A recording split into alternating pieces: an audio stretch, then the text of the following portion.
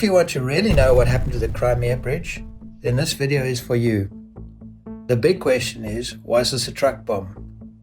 And there's some rather curious things about this attack that I'll clear up and illustrate how their repairs are going. Crimea and mainland Russia are separated by the Kerch Strait. A bomb exploded on the bridge early on Saturday morning, 8 October, causing significant damage and major traffic disruption. The bridge was completed 4 years ago in 2018. It is the longest bridge in Europe, stretching 18 kilometers, and for the first time, direct vehicle connection between Crimea and Russia became possible. The bridge has been a vital supply route for Russia's war in Ukraine. The disruption of military supplies caused by this attack has significantly degraded Russia's ability to wage war and to defend Crimea. The bridge has 2 rail lines and 2 road decks. The piers are concrete, anchored into the relatively shallow sea floor and spaced 64 meters apart. The bridging sections are steel structures. You will notice the rail lines are a lot higher than the roadway. This is because the train tracks have a much longer and flatter incline section that rises up to the elevated span over the shipping lane. The truck and train were both heading westbound in the direction of Crimea. The truck had just started on the incline section. As it drew alongside the train, the bomb detonated.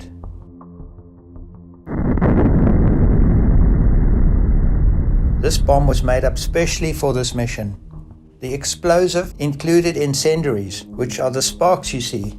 These pieces of burning metal are most likely what set the train alight. The train had 59 carriages, 17 of which carried fuel, and 7 caught alight. This is the suspected truck. Analyzing the footage, frame by frame, I calculate the track was traveling at a steady 85 kilometers an hour. It is quite noteworthy that the truck did not slow down before detonating. The train was moving slowly at about 18 kilometers per hour, according to the frame count.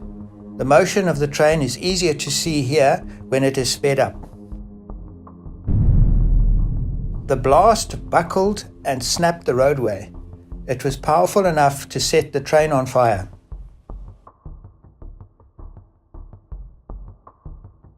The explosion was perfectly timed to go off in the middle of the span, which is the weakest part. The adjacent roadway remained standing, but is weakened.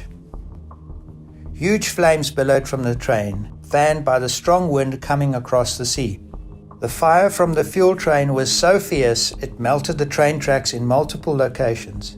Even the bogies melted. The fuel had poured out over the sides of the bridge. The train girders were subjected to extensive heat. One span shows signs of sagging.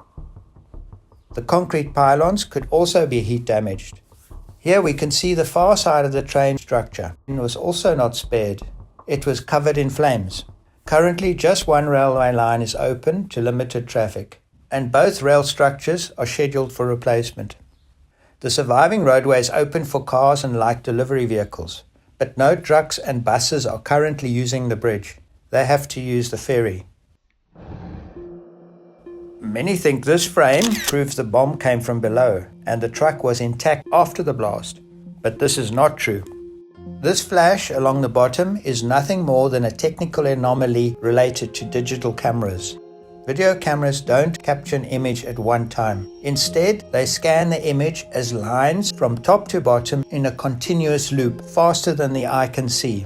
This is called rolling shutter.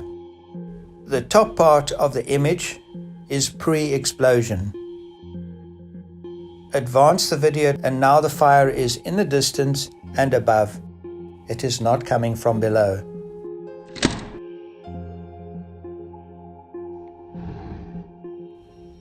A second camera captures the final location of the truck just before detonation. This places the truck at the epicenter of the damage. But curiously, there is something moving under the bridge, and it is unclear exactly what it is. Perhaps it's a barge, perhaps it's a wave. But after the explosion, the road deck above it is still intact. So whatever this mystery object is, it is in the wrong place while the truck is in the right spot. So it is probably a wave. How did the roadway break in 3 different places? The movement joints of the bridge provide this answer. The joint you see here allows for thermal expansion. Fewer movement joints on the road surface are better, so joints were placed every 4 spans, 260 meters apart. It was this section between joints that was destroyed. This demonstration shows you how the downward blast pulled both ends of the deck. This action tugged the end inwards, making them slip off their supports, and they dropped. The blast force bent the road deck downward and it tore into 2. Notice the way the broken roadway is lying at a slant. This happened because the explosion was in the outside lane. The off-center blast applied a rotational force on the deck. When I push down to the one side, the cloth swings sideways, much like what is seen with the bridge. The way in which the roadway buckled and broke is consistent with an explosion at the last known position of this truck. Here are some additional clues about the nature of this explosion. The blast swept across the roadway and blew the railings clean off. Probably my favorite clue is this piece of mangled truck suspension. It was found here far from the truck. The only reasonable explanation for how this piece was flung like this is from a blast centered in the truck. It flew 90 meters and lodged itself into the bridge structure. The train carriages show no sign of damage from a missile. The damage is all fire related. There are no signs of scorching under the road deck. The scorching is all on top.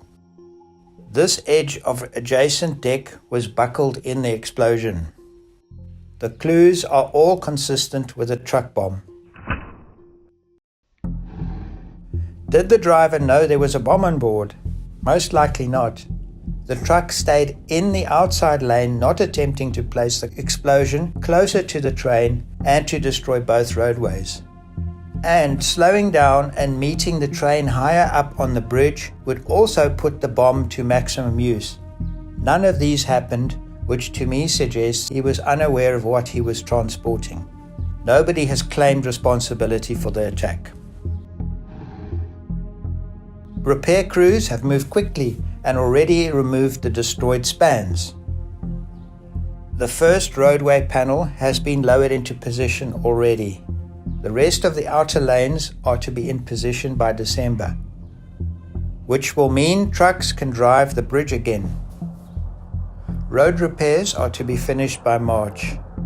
One rail track is currently running, but with restricted traffic.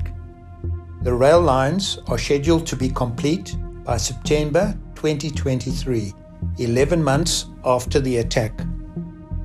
I am fascinated by the alternate theories and conspiracies my videos attract. For a laugh, check the comments. If you enjoyed this video, please share and give it a like. It really helps the channel.